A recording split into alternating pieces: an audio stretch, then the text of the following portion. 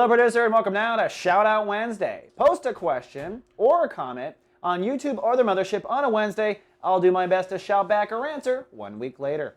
Well, good news for the Taurus. Sunny and rather childlike today and tomorrow. The moon has moved into an earth sign just like you, really grounding your emotions, helping you feel planted on the earth. Emotionally, the topic is, are you listening to your inner child? Right now, you're about 3/4 of the way through a Saturn transit, trying to get Tauruses back to what their heart really wants, what their inner child really wants, and eliminating all the crap and the chaos. So this could go two ways, just because the Saturn in this placement. It could go one way to where you go to the dark side of the moon, you start worrying about what you don't have and going down the negative path of how everyone's trying to control you and why can't you get what you want. It's kind of like the baby having the candy taken away from it. So that would be a temper tantrum way. Or you can go to sunny and childlike, where you're emotionally excited, you let your inner child play, you let the romantic side of you come out, you let the creative side of you come out, you let the fun side of you come out. So it's your choice. Now, there's some seriousness in the air regardless, because the sun in Sagittarius is ruled by Saturn today. Saturn is a serious planet. It's kind of like Sally sells seashells by the seashore. Saturn is a serious planet, and Saturn always calls for a decision.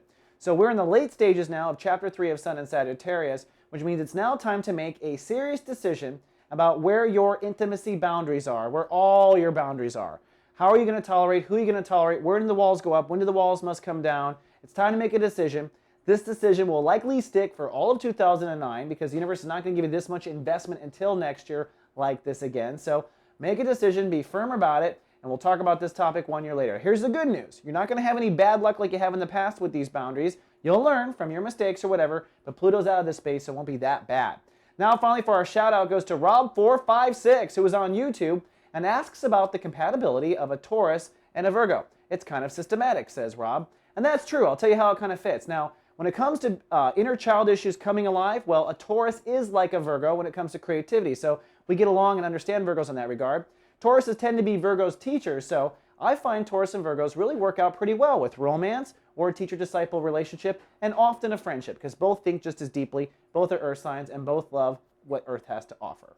All right, that's all I have for Wednesday. See you folks tomorrow with more. Live, love, be.